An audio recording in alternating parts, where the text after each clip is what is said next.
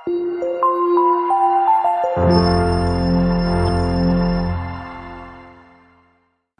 yang membuat saya wow, sampai IP saya itu 1,8. Wow. Iya, seakan saya terus berpikir bahwa saya harus pindah ini. Ketika ada yang berbuat nggak benar, itu saya menggunakan punishment yang barangkali jarang orang melakukan itu loh. Apa itu Pak punishment-nya? Karena dia saya rangkul, Bu. Itu punishment pengertiannya. Kalau dia saya pukul, pasti dia akan berontak, bahkan malah buka aib. Selamat pagi teman-teman semua. Selamat pagi Pak Barit. Assalamualaikum warahmatullahi wabarakatuh. Waalaikumsalam warahmatullahi wabarakatuh. Terima kasih. Hari ini episode ke-6 yang luar biasa banget. Kenapa saya bilang luar biasa? Ya, izinkan saya share tentang siapa narasumber keren banget kita hari ini, ya. Siapa sangka Bapak yang satu ini cita-cita awalnya tuh pengen masuk akabri gitu. Dan ternyata gagal. Sudah gagal masuk Taruna Akabri, gagal juga masuk Fakultas Teknik impian beliau di UGM. Alhasil, beliau merasa terpaksa diterima di Fakultas Kehutanan UGM. Nah, kecewa dong dengan kondisi yang gagal masuk impiannya ini, sehingga beliau sempat patah semangat. Tapi di balik patah semangatnya itu, beliau sadar bahwa ada saatnya beliau patah semangat, tapi semua ada saatnya beliau harus bangkit. Sehingga lahirlah sebuah tekad dari beliau, yaitu satu hal, lulus lebih cepat. Ternyata beliau bukan hanya lulus lebih cepat loh, beliau diterima di sebuah departemen yang sangat bergengsi, yaitu Bea Cukai di bawah Departemen Keuangan. Nah, di usia 36 tahun, jadi tidak hanya berhenti di situ ya. Di usia 36 tahun, beliau ini mendapatkan promosi jabatan sebagai kepala cabang di Surabaya, termuda pula. Termuda loh, seluruh Indonesia. Nah, ada lagi yang lebih keren. Selain menjadi kepala cabang termuda di Bea Cukai seluruh Indonesia, beliau juga berhasil memecahkan rekor juara 1 Kantor Pelayanan Percontohan tingkat Kementerian Keuangan. Keren kan? Nah, berkat prestasi beliau inilah akhirnya mendapat kepercayaan di Bea Cukai Kantor Pusat sebagai Kasubdit Aneka Cukai. Plus sekaligus memimpin tim amandemen Undang-Undang Cukai. Unik ya?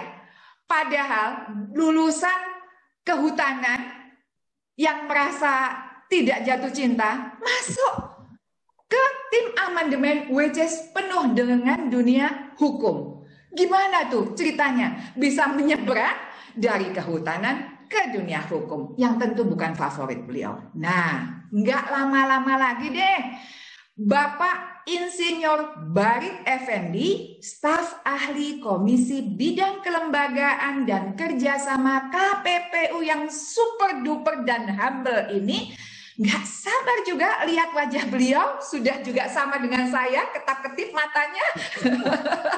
Berbagi topik yang sangat menarik dan membuat mereka passionate juga, yaitu menjadi pemenang di kondisi sulit.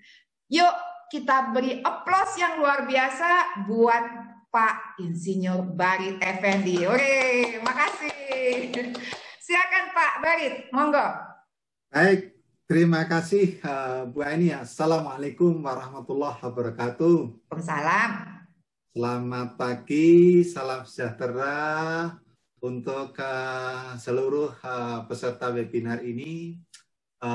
Pertama saya menyampaikan rasa syukur ya, kita semua diberikan kenikmatan bisa bergabung di acara ini, dan saya yakin ini acara yang sangat valuable, sangat luar biasa, dan Amin. bagi saya juga satu kesempatan yang sangat berharga, karena ini sebuah momentum dan juga media bagi saya untuk mengimprove diri saya, karena terus terang rasanya kok awalnya kok saya merasakan bahwa ini sebuah tantangan dan ujian yang notabene saya merasa bahwa saya ini bukan siapa-siapa gitu loh. Sudah begitu kok saya dikasih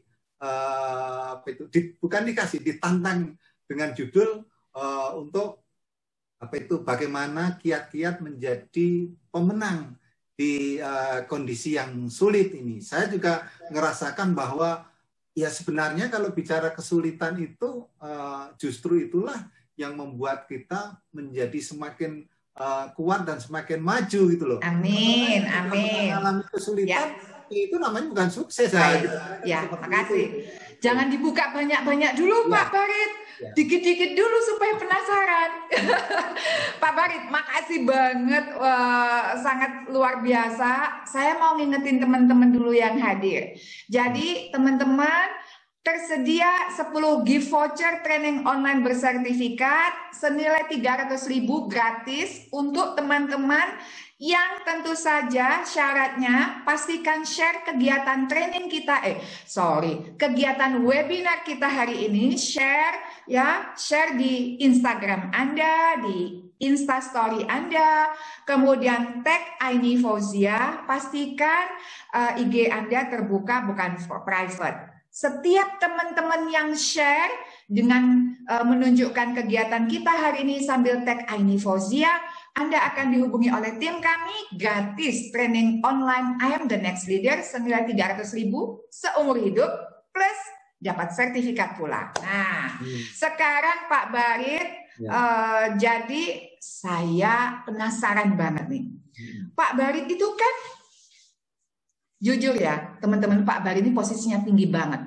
Cari di websitenya KPPU, beliau sebagai staf ahli. Tapi sikap beliau ini jauh dari petentang-petenteng. Bahkan sebaliknya sangat humble. Lihat aja dari pembukaannya.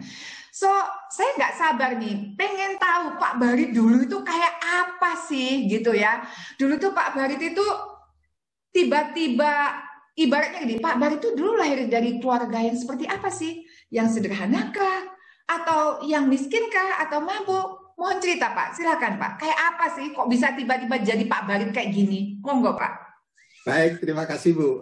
Barangkali satu hal yang memang itu sebuah hukum alam ya.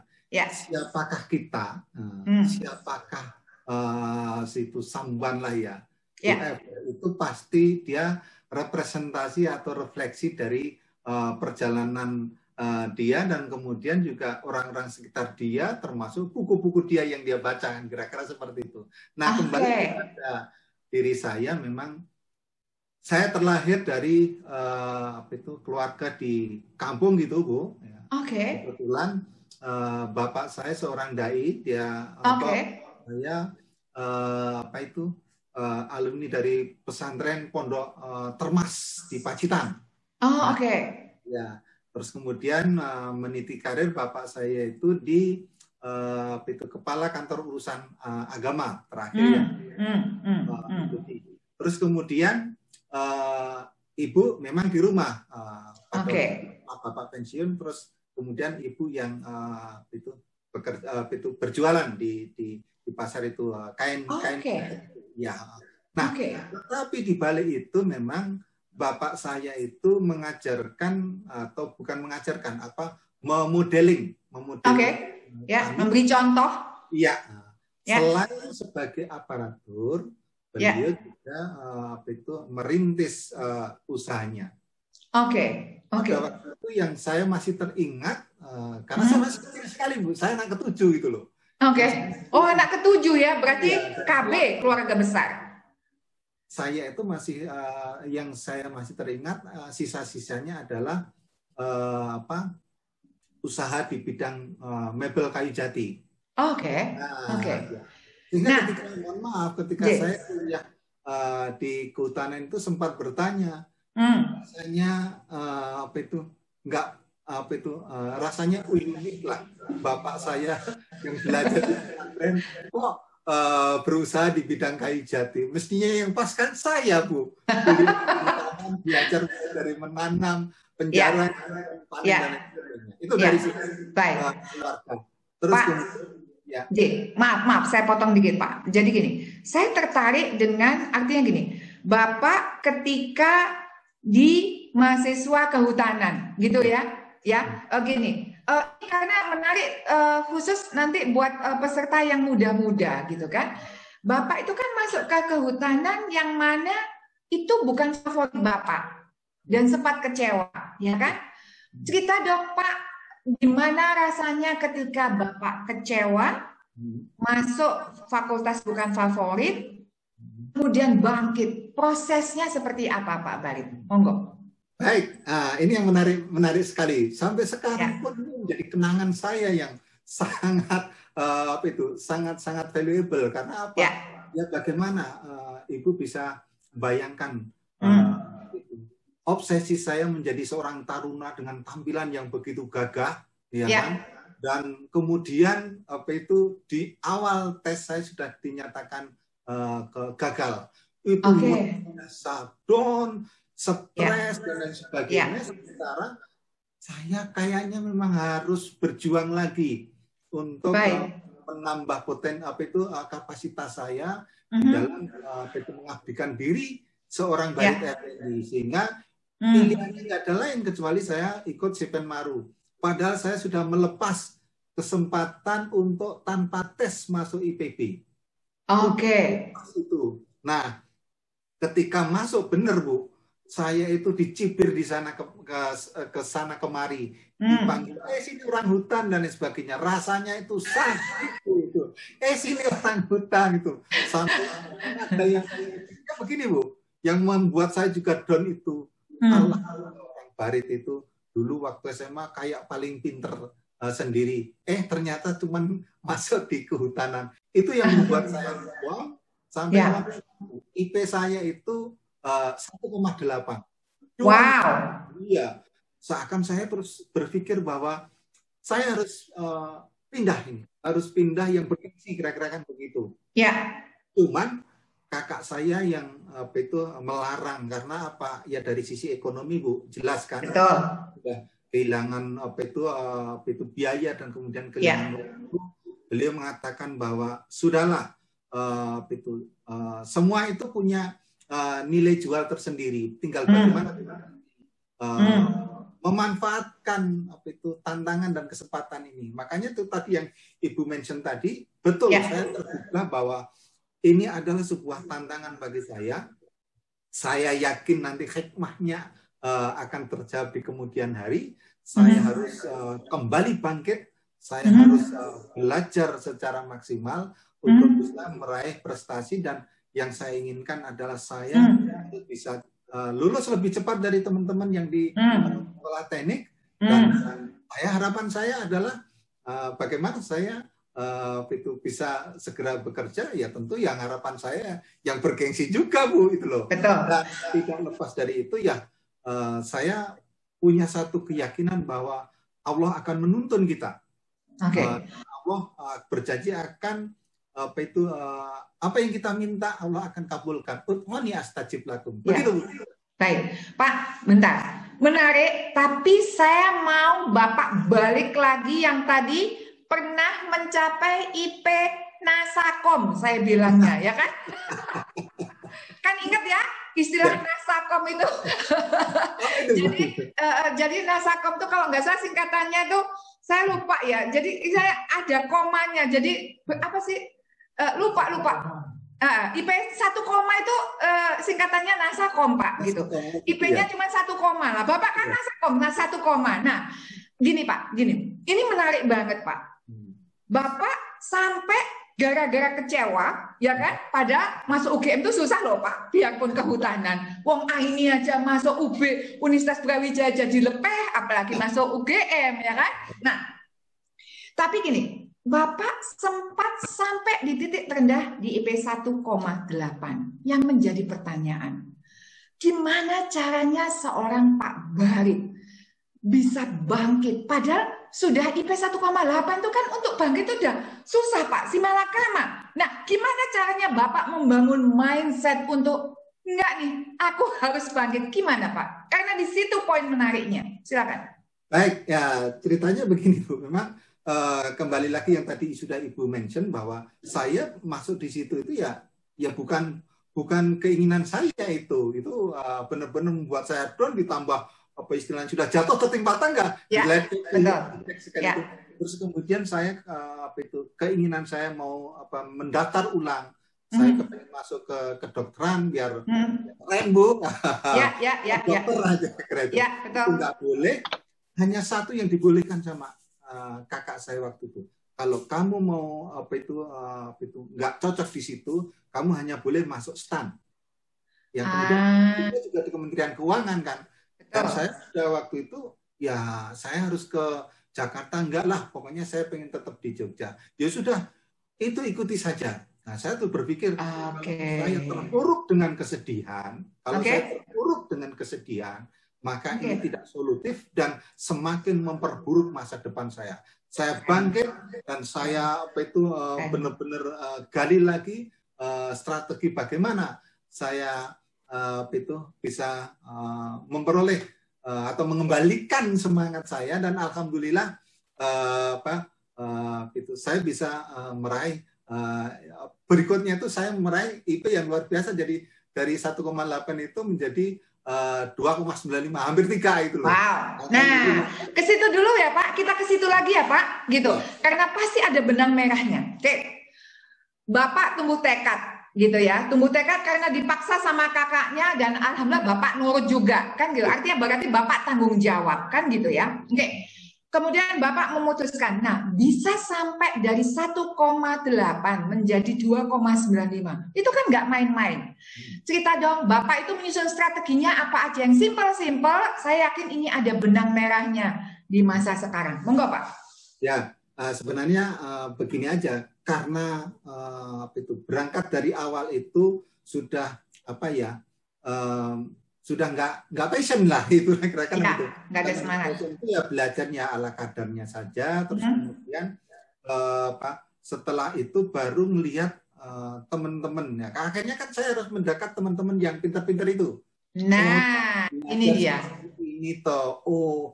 Saya kemudian diajak ke perpustakaan. Orang belajar itu seperti ini. Nah, ini maksudnya. Itu saya baru tahu, dan kemudian saya mengikuti apa yang seharusnya saya lakukan sebagai seorang mahasiswa, ternyata berbeda dengan ketika saya di SMA. Ya saya mohon maaf, bukan mau berbangga ketika SMA itu karena merasa bahwa saingannya tahu paham. Bapak mau nomor 1 lah pokoknya saat itu ya. Pokoknya tetap iya, dan itu mungkin juga karena saya sejak kecil itu juara terus sehingga merasa bahwa saya kecil kok ini. Tapi begitu berhadapan di situ, ternyata pepatah yang mengatakan di atas langit masih ada langit. Benar. Ternyata kita harus mengembangkan diri terus. Gitu. Baik. Keren. Pak, sekarang kita loncat ya Pak. Sudah tahu nih, ternyata ibaratnya setiap diri kita itu kan pasti pernah jatuh, ya kan Pak? Setiap diri kita. Tetapi pertanyakan bagaimana dari kejatuhan ini kita bisa melompat, yaitu satu, merasa sadar plus menyusun strategi.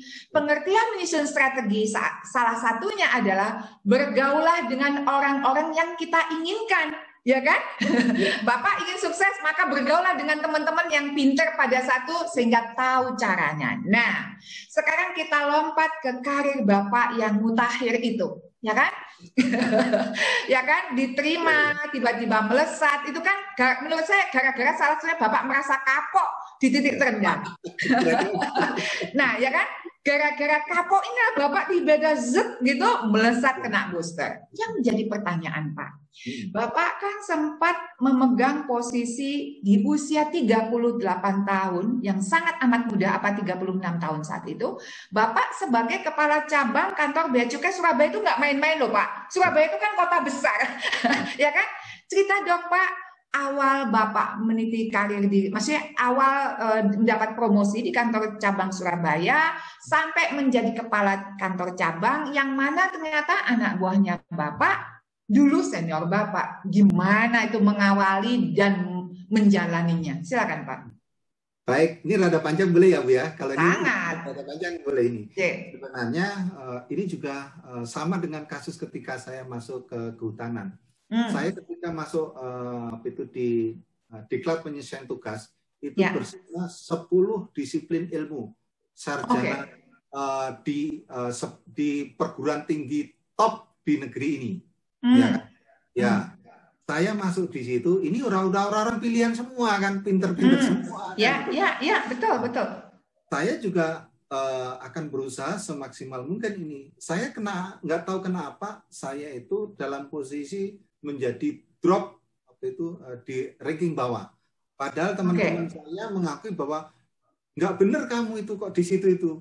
Mestinya kamu ada posisi di atas karena modal dan performan realnya lah ya. Enggak lah, kenapa saya harus mengklarifikasi, dan itu adalah yang terbaik gitu loh.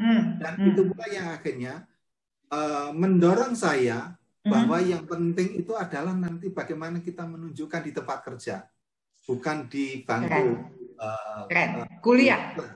Bangku diklat. Bangku diklat.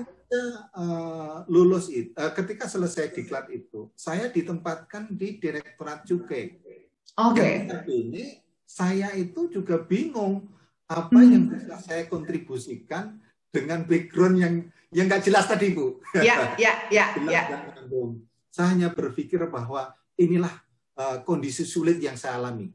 Situasi sulit yang pertama kali dalam bekerja, saya harus mempromote myself, mengkonfirmasi my boss bahwa saya capable, bahwa saya ready to contribute. Itu yang menjadi poin saya. Nah, pada perjalanannya memang kemudian pimpinan itu ngetes saya kan gitu loh, dengan tantangan yang sangat nyinyir itu loh. Kamu senior kan? Kamu senior kan? Coba kamu selesaikan ini. Satu kasus yang terkait dengan keilmuan kimia. Dan saya bisa menyelesaikan.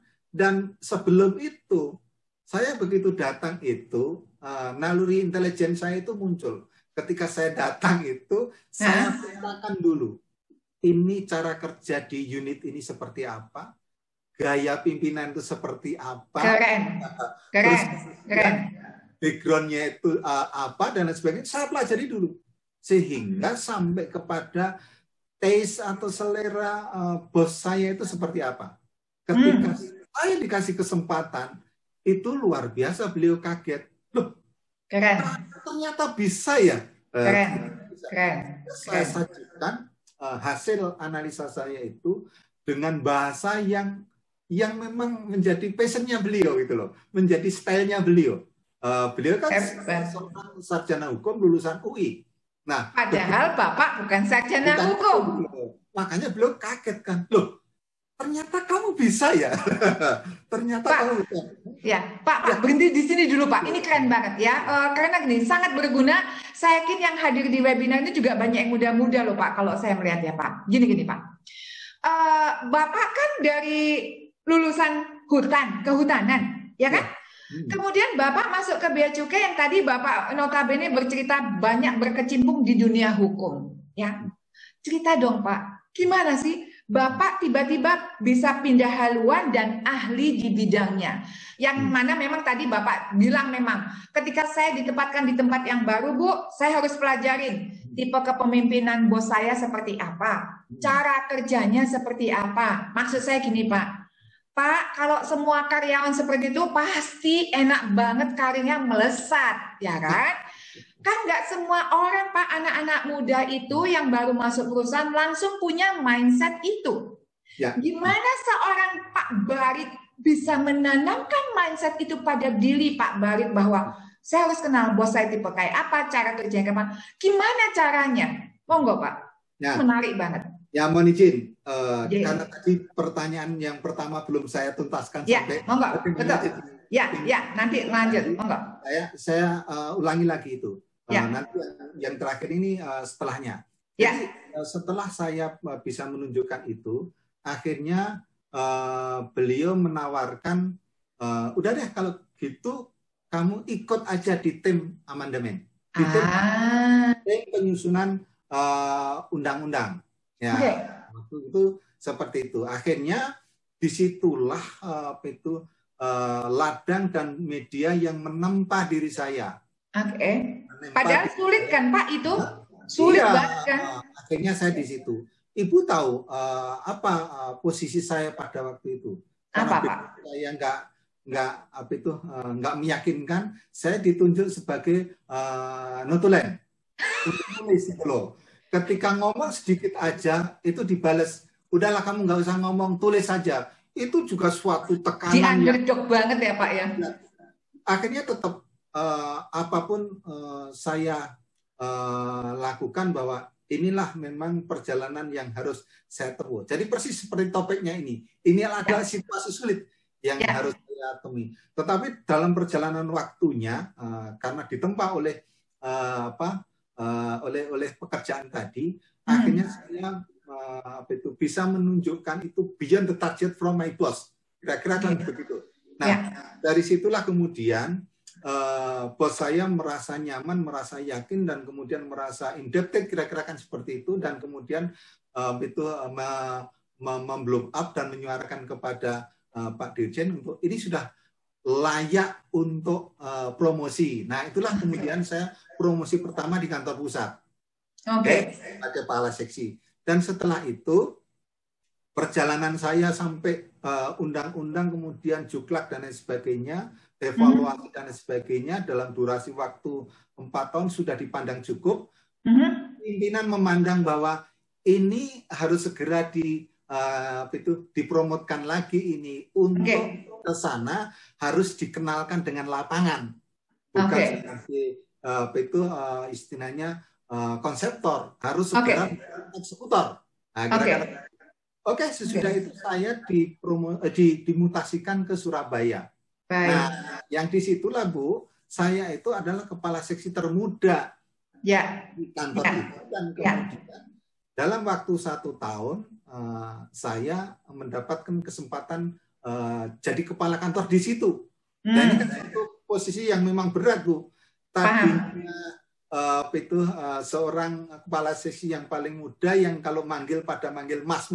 Terus kemudian saya menjadi dan disitulah saya merasakan bahwa ini juga titik kondisi yang sulit bagi saya. Berhadapan dengan para senior dan kemudian di luar nyinyir Bu. Backgroundnya aja nggak jelas kan kira-kira. Apa bisa ini? Nah, itulah yang tadi pertanyaan Ibu, bagaimana? Ibu kan tadi mempertanyakan bagaimana Ibu Bapak menghadapi kondisi anak buah. Saya memiliki satu keyakinan bahwa seorang pemimpin itu harus bisa present as role model. Bisa memberikan contoh dan bisa menggerakkan. Dan itulah yang kemudian saya mempunyai tekad bagaimana anak buah ini semua secara psikologi itu hilang dulu. Ya, biasanya pimpinan itu memanggil anak buah. Ya, tak balik. Ini pimpinan yang datang ke. Jadi ini Pak Barit, berarti Pak Barit ini cerita sekarang tentang bagaimana menjadi atasan yang mana timnya bawahan ini adalah, ini saya dapat WA chat dari Mbak Novita Zambing, kenal juga. Nasib 1, Bu, Pak. Iya, makasih Mbak Novita.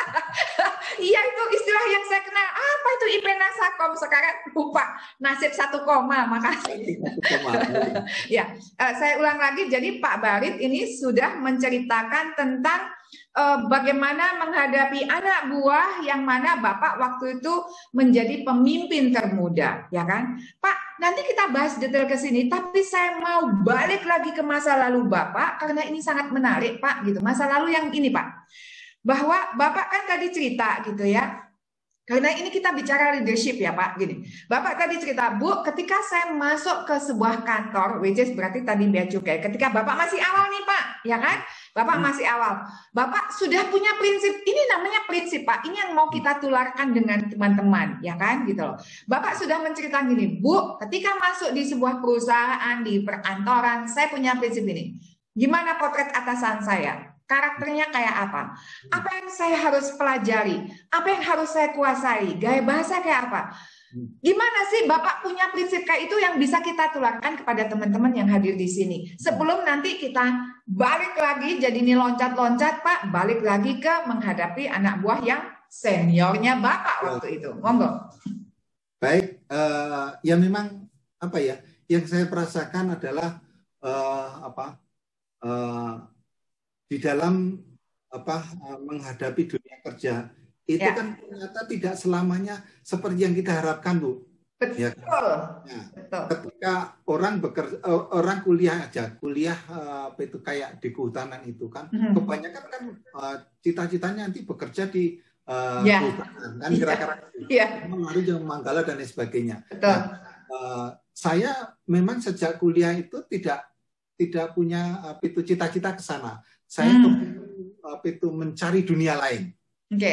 Allah kabulkan itu dan terjawab di situ. Dan ketika saya sampai di situ, saya merasakan bahwa ini adalah sebuah belantara baru yang saya tidak tahu kan itu loh. Saya harus memenangkan kondisi. Nah, ini nih maksud saya. Bentar Pak, di sini berhenti sini dulu. Ini statement Bapak yang menarik. Kan gini Pak, semua orang tahu untuk menjadi hebat seperti apa, teorinya tahu, tapi yang belum tahu kan triggernya Pak, pendorongnya. Dari tadi kan Bapak cerita ketika IP-nya Nasakom, ya kan, 1,8. Bapak triggernya adalah nggak bisa nih aku kayak gini terus-menerus, aku harus melesat, aku harus membayar kekalahan. Trigger, dorongan. Satu, ya kan? Justru Bapak di kondisi sulit itu Bapak jadikan pijakan, ya kan? Kan ini ceritanya gimana caranya menjadi pemenang di kondisi sulit. Bapak merasa justru kekalahan di kondisi sulit inilah Bapak jadikan alasan untuk menang. Itu ketika mahasiswa, oke? Nah, sekarang masuk ke dunia bekerja. Bapak didiklat jadi underdog juga, ya kan? Paling bawah. Tapi begitu, ini namanya prinsip yang kuat dan tidak semua orang memiliki ini. Ini maksud saya. Ketika Bapak underdog didiklat, kemudian masuk ditempatkan di bea cukai, Bapak kembali punya prinsip tadi. Nggak bisa aku harus menguasai ini. Itu maksud saya prinsip trigger itu. Nah, itu yang menurut saya teman-teman, jadi kesimpulannya untuk sementara ini nggak sadar kita sudah setengah jam. Ya kan? Seperti janji saya, narasumber kita keren banget. Yang mau kita share hari ini adalah apapun kondisi teman-teman saat ini. Kalaupun Anda merasa terpuruk, percayalah, justru keterpurukan itulah yang harus menjadi pondasi kita untuk melesat. Kenapa? Kita sudah tahu teori itu sejak kecil, bahkan di usia kita sekarang. Tetapi izinkan saya bertanya, berani belum mempraktekannya? Berani Bu? Beraninya tuh mau merasakan rasa sakitnya enggak? Seperti yang dilakukan, dialami, bahkan dipraktekkan sama Pak Barit ini, ya kan? Bayangkan, didiklat underdog. Bahkan ketika masuk jadi notulen, ngomong nggak boleh ngomong, ya kan? Jangan ngomong. Tapi justru di underdogkan itulah belajar melesat. Pengen tahu pekerjaannya seperti apa, belajar. Jadi nggak hanya diem tok merasa paling pintar. Justru kalau saya tangkap Pak Barit ini bukan orang bodoh loh ya, orang pintar. Tapi merasa dirinya bodoh. Itu keren banget. Catat baik-baik. Tidak ada satupun orang hebat di dunia ini yang merasa dirinya hebat. Justru sebaliknya. Setiap orang hebat merasa dirinya biasa saja. Beda. Orang setengah-setengah bahwa dan justru orang tidak hebat merasa dirinya hebat. Nah, bicara tentang hebat dan kondisi sulit. Sekarang kita tarik lagi nih Pak Barit ke momen, ya kan? Ke momen beliau menjadi kepala cabang di bea cukai waktu itu, yang mana anak buahnya ini adalah dulu senior-seniornya, dan salah satunya beliau justru mendatangi senior-seniornya. Ini yang keren banget. Apalagi Pak, selain itu dan sebelum itu, Apa yang buat Bapak itu padahal pemimpin loh kok mau-maunya datengin anak buah, even mereka senior kan kadang non sewu. Banyak teman-teman yang karya melesat itu merasa gini, Bu, senior saya itu yang sudah, anak buah saya itu senior saya, Bu, kadang tidak nurut dan sebagainya. Ini Bapak ini ilmunya keren banget, dibagi Pak. Bapak kok mau mendatangin tuh, ngomong apa tuh sama diri Bapak? Monggo. Ini Bu, sebenarnya itu kan ilmu dari nenek moyang itu. Ya. Kalau di Jawa itu direfleksikan dengan huruf Jawa. Huruf Jawa itu kalau dipangku, ya kan, itu akan mati, ya kan begitu. Jadi ya itu prinsip yang saya pakai. Yang namanya orang itu sehebat apapun, ya kan. Kalau sudah kita datangi, kalau sudah kita appreciate, dan itu akan luluh. Ya kan. Tetapi bayangkan ketika kita merasa bahwa kita hebat, kemudian yang tadinya itu di atas kita dan kemudian pasti dia akan merasa ini anak muda ini kok kayaknya kemelintian kira-kira kan begitu. Tapi begitu saya balik dengan pepat atau ilmu nenek moyang ini, ternyata itu yang sangat efektif untuk kemudian mereka itu solid dan berusaha untuk kontribut semaksimal mungkin. Nah, yang kedua, dengan dukungan yang sudah ada ini, saya bukakan visi misi saya, strategi saya, dan capaian apa yang ingin saya raih. Satu hal, Bu, pada waktu itu, yang saya ingin tunjukkan adalah saya harus meninggalkan prestasi yang monumental. Yang monumental, itu yang menjadi pikiran saya. Dan saya melihat bahwa setelah saya intelijen jalan lagi kan, itu. Ini apa ini potensi di kantor ini yang bisa kembangkan. Saya melihat bahwa pada waktu itu Bea Cukai itu kalau lomba tingkat itu kementerian selalu kalah. Ya, nah, saya berpikir ini ada opportunity, ini harus saya keren gitu loh. Pikiran banget, keren banget. Ini nggak semua orang punya pikiran kayak gitu. Hebat. Kan? Nah, saya ambil. Ini harus saya ambil. Ini adalah satu istilahnya modal yang bisa saya jadikan sebagai jawaban untuk orang-orang yang underestimate tadi. Dan kemudian saya berpikir adalah bagaimana saya meraih itu. Bagaimana saya meraih itu? Toh selama ini kalah terus, gitu loh. Saya akan berusaha untuk bagaimana kita benar-benar bisa mempunyai keunggulan. Ya. Nah, apa yang Bapak lakukan untuk meraih kemenangan yang biasanya tadinya kalah-kalah, kok beraninya ngomong bahwa harus menang, tadinya underdog. Apa yang Bapak lakukan? Nah itu Bu, yang pertama kali adalah prinsip yang saya pernah baca buku itu di You Can Win itu, yang mengatakan bahwa ternyata the winner do not do different thing, they do think differently. Jadi very simple itu loh. Ternyata menjadi pemenang itu very simple. Ya kan? Saya terus berpikir bahwa bahwa kantor ini punya keunggulan komparatif yang bisa kita develop, kita sajikan dan kita kembangkan.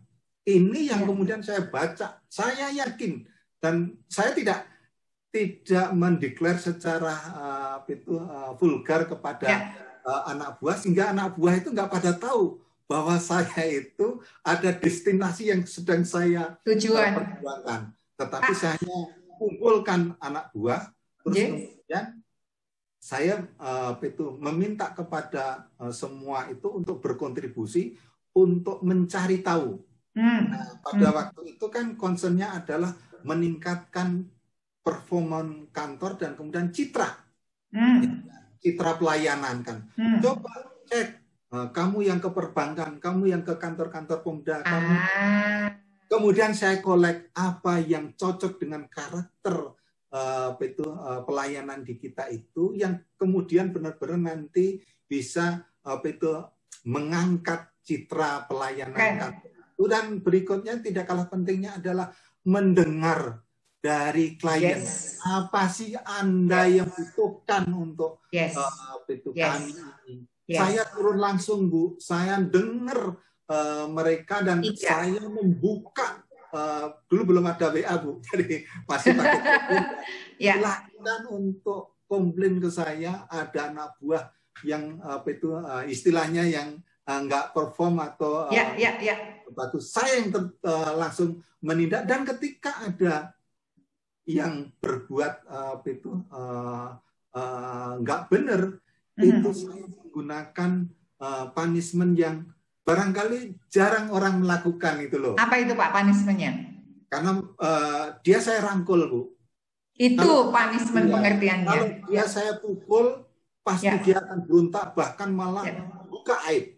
Dia yang saya rangkul bahwa udahlah, nggak ada orang yang sempurna. Saya ini juga berlepotan dengan kekurangan. Tapi ayo kita benahi bersama. Siapa yang akan membenahi citra kantor ini kalau bukan kita? Baik. Nggak akan mau. Gitu loh. Orang itu nggak akan mau. Tetapi kitalah yang harus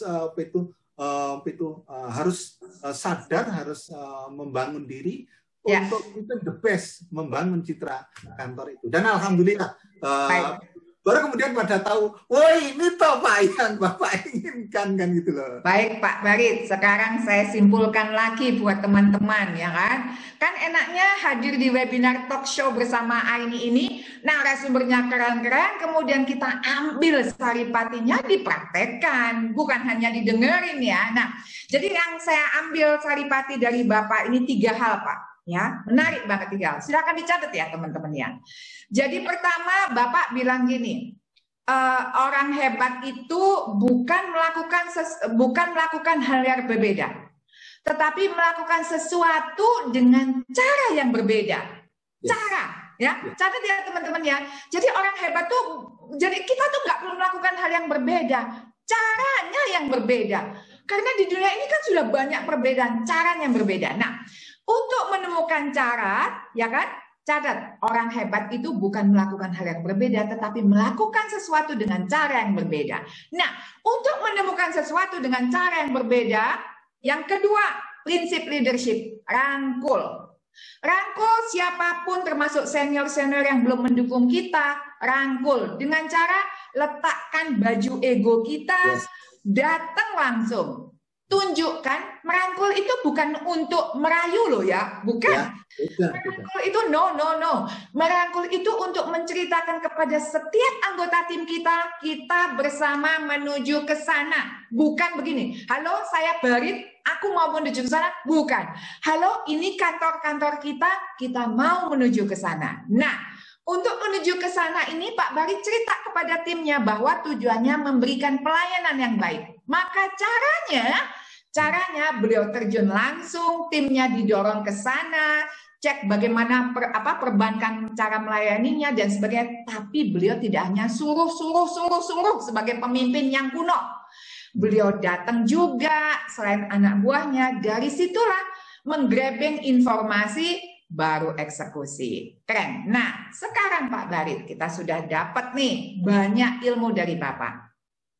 Sekarang ingin tahu deh Pak, kan topik kita sekarang ini kan menjadi pemenang di kondisi sulit. Sebelum bicara pemenang, saya yakin Bapak sudah berkali-kali menang. Justru yang membuat menang itu kan kondisi sulit. Kalau kondisi tenang, apanya yang menang? Menang terhadap siapa? Ya kan? Itu kuno itu. Nah, sekarang Pak Im menjadi tertarik. Cerita dong Pak, apa sih salah satu momen tersulit dalam kehidupan Bapak yang justru mengubah seorang Pak Barit yang sekarang ini seriously, saya melihat Bapak itu hebat tapi humble. Dan itu yang membuat saya selalu respect sama Bapak. Silakan. Barangkali begini Bu. Betul Ibu yang tadi sebutkan adalah bahwa saya mengalami masa-masa sulit dan saya berhasil, ini bukan masalah menang kalah ya itu. Berhasil mengatasi. Atau melewati masa sulit itu. Betul. Dan kemudian juga masa sulit itu tidak akan pernah berakhir.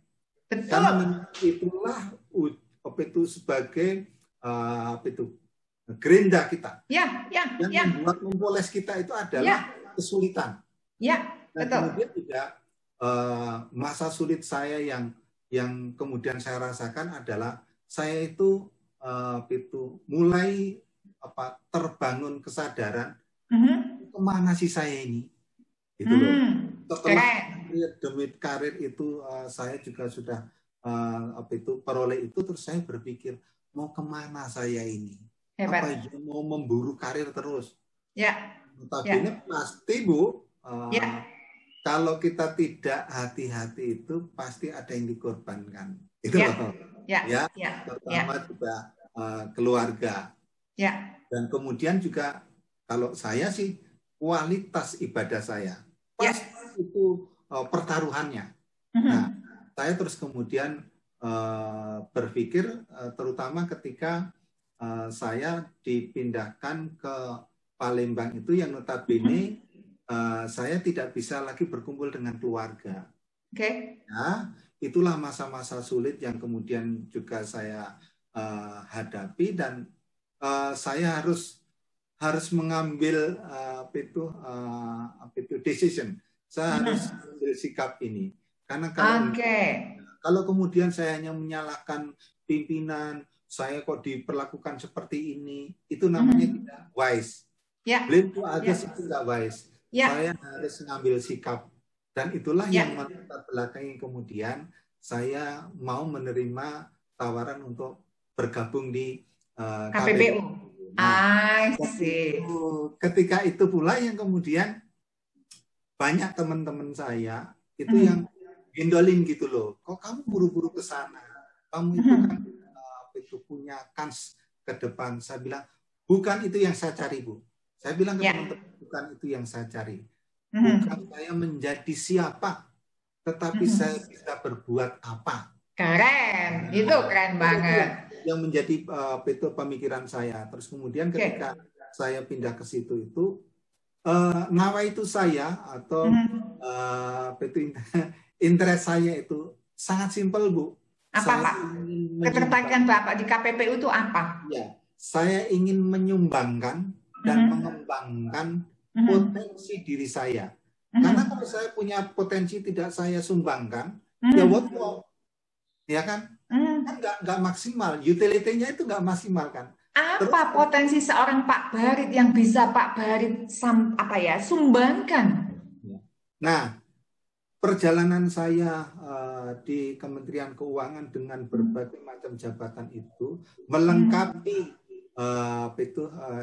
diri saya itu sebagai seorang administrator pemerintahan di keuangan, di tata kelola kepegawaian dan sebagainya. Kemudian waktu itu saya ditawari dalam posisi sebagai kepala biro administrasi yang membawai SDM. Saya tertarik nih, udah sekaligus hobi saya berdakwah bisa tersalurkan kan gitu loh. Dan kemudian tidak kalah pentingnya adalah pada waktu itu saya diceritain bahwa ini ada permasalahan kelembagaan yang terkait dengan masalah perundang-undangan. Saya semakin tertantang lagi karena mantan ketua amandemen undang-undang, saya tertarik. Ini menarik. Saya ambil ini. Saya tidak melihat lagi dari aspek yang lain, masalah finansial, masalah karir dan lain sebagainya. Saya melihat bahwa ini adalah opportunity yang I believe that this person will give me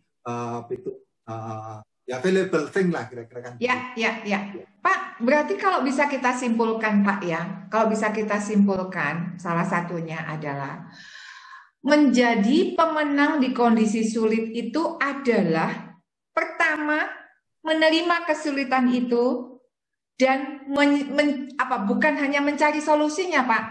Untuk menjadi pemenangnya berarti menundukkan kesulitan itu dengan fokus pada tujuan hidup kita. Gitu ya Pak ya? Ya kan?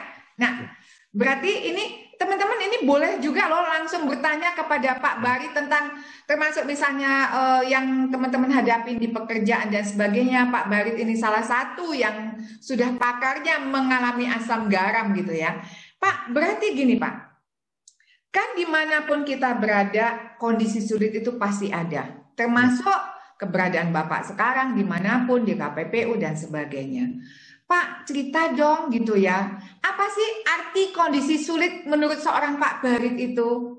Karena saya yakin ini menarik buat kita semua. Apa sih arti kondisi sulit sehingga itu saya yakin menginspirasi kita semua. Silakan Pak. Baik, sebenarnya kan begini. Sulit atau tidak suatu kondisi itu itu adalah tergantung bagaimana kita menyikapinya, ya kan? Karena ya. Apapun yang ada di depan kita itu adalah istilahnya satu pemberian itu loh. Dan harus kita yakini bahwa apa yang ada di depan kita, apa yang sekarang diberikan kepada kita itu adalah sebuah karunia sekaligus ujian. Betul. Ini yang sering orang melihat angle-nya itu hanya dari sisi dari satu sisi saja. Dapat jabatan, dikatakan bahwa ini satu karunia, semua orang ngasih ucapan selamat ya dan lain sebagainya. Nggak sadar, lu dikasih ujian loh, gitu loh. Karena apa? Jabatan itu juga bukan simbol kemuliaan, bukan simbol kebaikan. Bisa jadi itulah jalan menuju kenistaan. Nah, ini pula yang banyak dikesampingkan. Nah, kiat yang harus kita pakai adalah rasa syukur, karena janji Allah lain syakartum la'izidanakum dan seterusnya.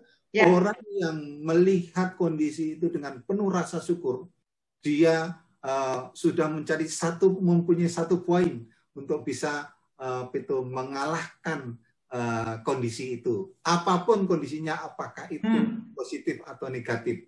Karena Allah tidak akan menguji seseorang kecuali ya sesuai dengan kemampuannya itu. Kebanyakan kita sebelumnya itu sudah menjudge, Allah kok nasib saya kok kayak begini. Pak, saya mau mengulik dikit nih Pak ke situ sebentar ya. Waktu kita tinggal sedikit lagi nih.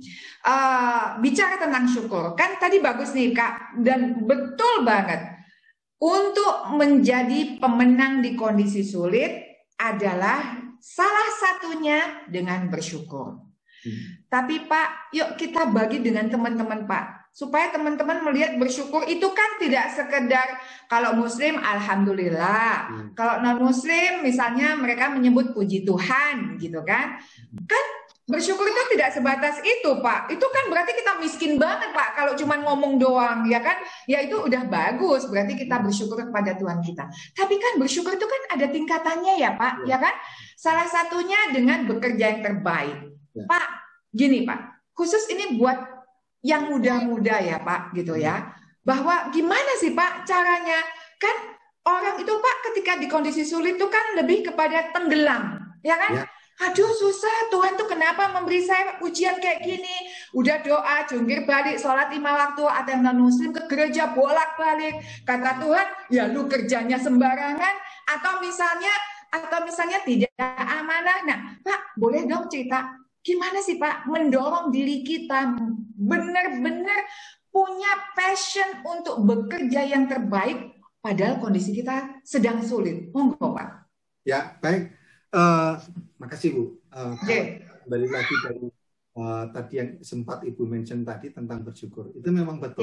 Levelnya itu kan ada 4 level lah ya menurut Imam Hambali itulah. Yang pertama itu hanya di lisan saja. Alhamdulillah atau puji Tuhan dan mulut doang ya. Yang tahapan berikutnya itu adalah bagaimana kita membangun kesadaran bahwa baik itu sifatnya keberkahan atau musibah, itu adalah pemberian kepada kita. Itu harus kita yakini bahwa itu adalah kuasa Tuhan. Nah, kemudian tahapan berikutnya adalah ketiga itu adalah bagaimana kita itu menggunakan atau memanfaatkan apa yang pemberian kita itu untuk mendekat diri kita kepada Tuhan, karena esensinya manusia hidup itu adalah wa ma khalaqtul jinna wal insa illa liya'budun. Nah, yang kedua adalah ini ja'ilun fil ardi khalifah. Manusia ini hadir itu untuk wakil Tuhan, sehingga apa yang diberikan harus kita utilize untuk menjalankan tugas kita. Yang keempat ini yang jarang yang dilalaikan adalah menjaga menjaga karunia Tuhan itu, ya termasuk kita diberi kesempatan jabatan, dikasih sehat, dikasih kenikmatan keluarga dan lain sebagainya.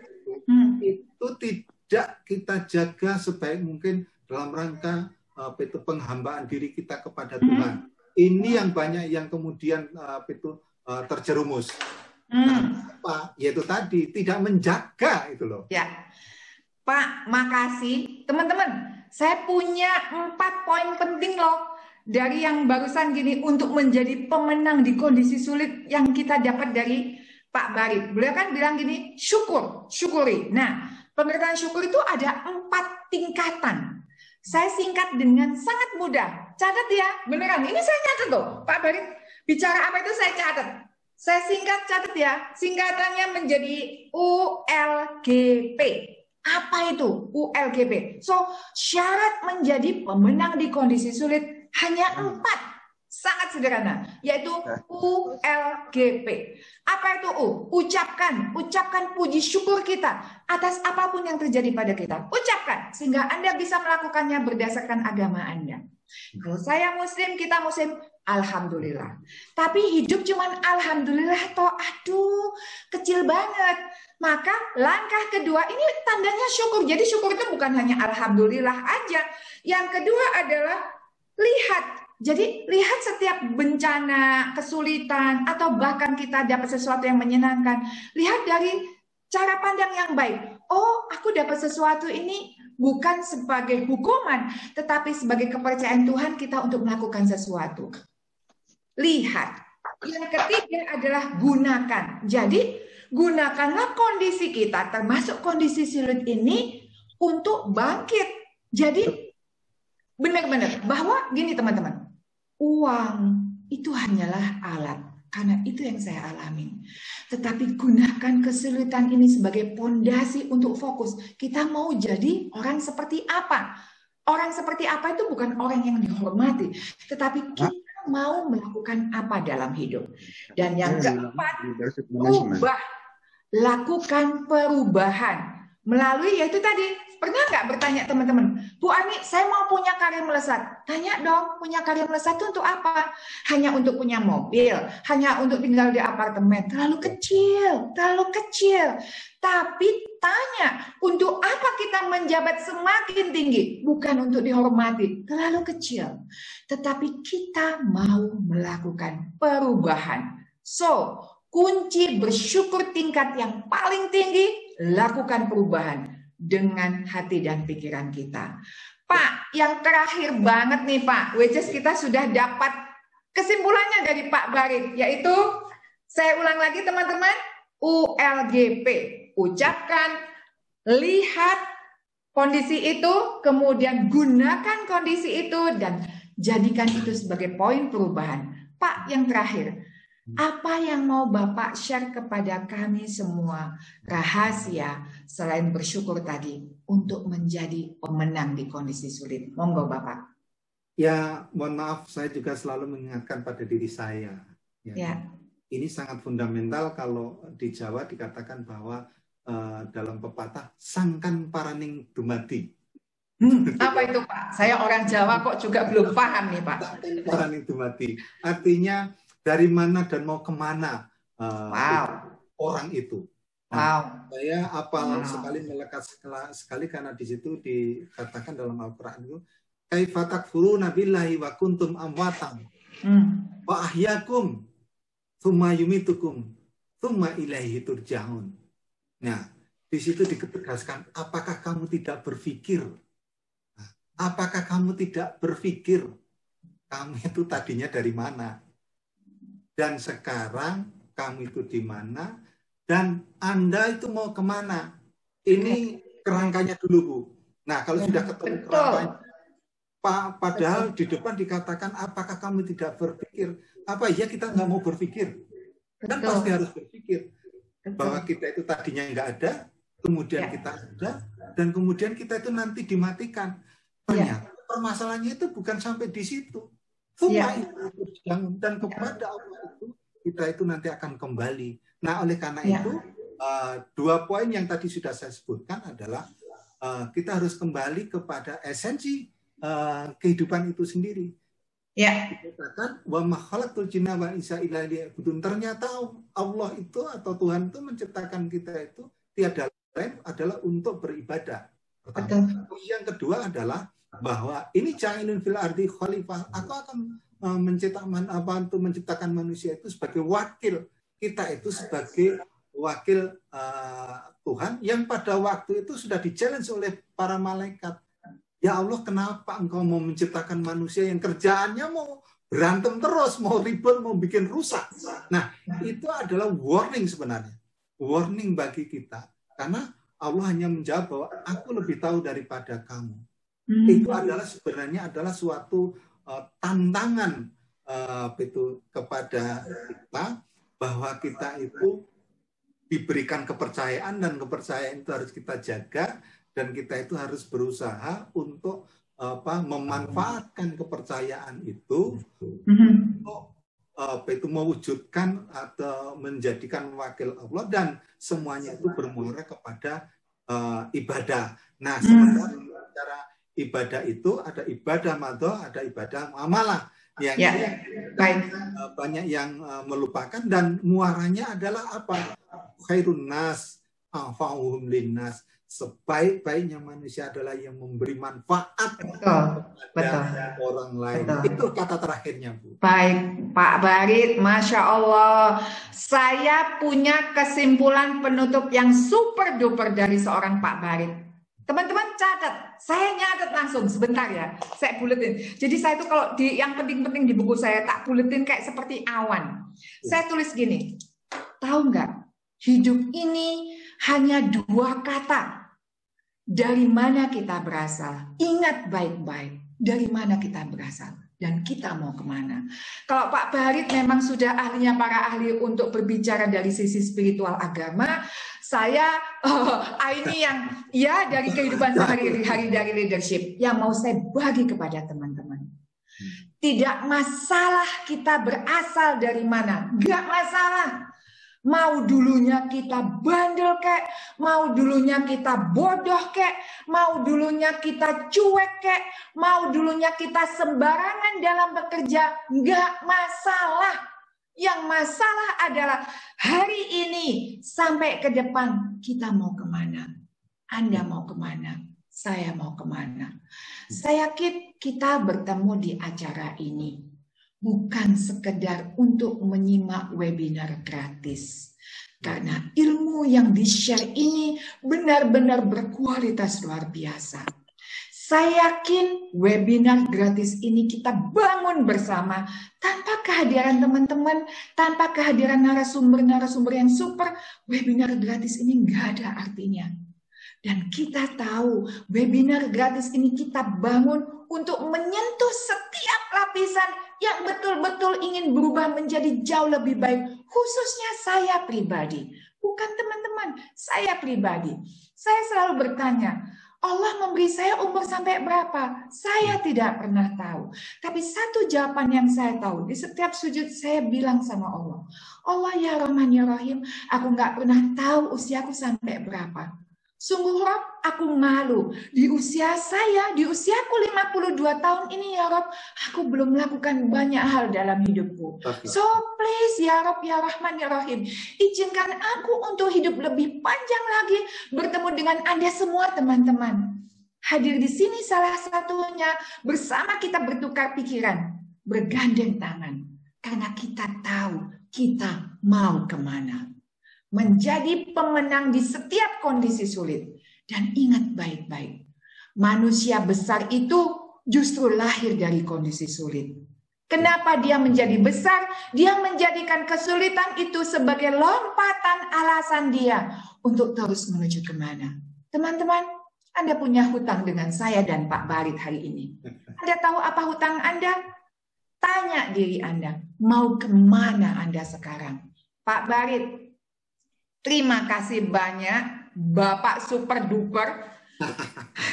Silaturahim kita bukan sampai di sini. Bismillah, kita bisa melakukan banyak hal di sisa usia kita. Terima kasih banyak Pak Barit, teman-teman. Insya Allah Senin nanti simak di YouTube channel Aini Fauziah. Paling lambat Selasa kita sudah bisa bagi rekaman ini.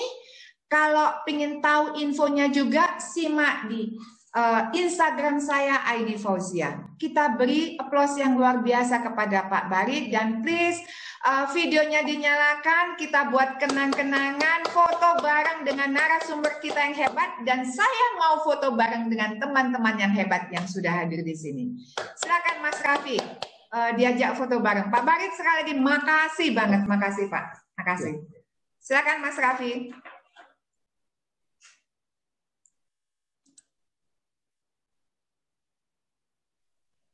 Oke, dinyalain dulu kameranya, mau foto bareng. Baik.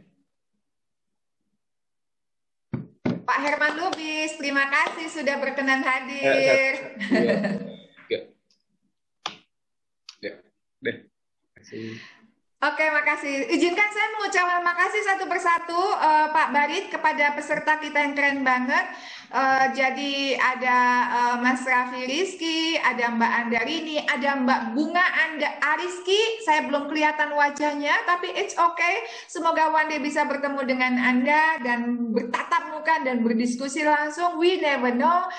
Kemudian Mbak Dini Atul Karima, Pak Herman Lubis, Mauliate Pak, Mbak Novita Sihombing, Mauliate, dan Pak Suhartanto. Kita bertemu di 2 minggu lagi ke depan dengan judul yang keren banget, yaitu prinsip hidup yang mengubah nasib. Narasumber kita berikutnya adalah namanya Mas Gilang Pambudi. Kalau dulu Anda penyimak setia Radio Delta FM, beliau ini salah satu inspirator saya, Pak, dulu merangkak jadi motivator. Jadi Mas Gilang Pambudi ini dulu berpasangan dengan Mbak Syahnaz Haq dalam membawa acara Indonesia Fiesta di Delta FM yang lama banget. So hadir dua Sabtu lagi, 2 minggu lagi di hari Sabtu, karena event kita 2 minggu sekali.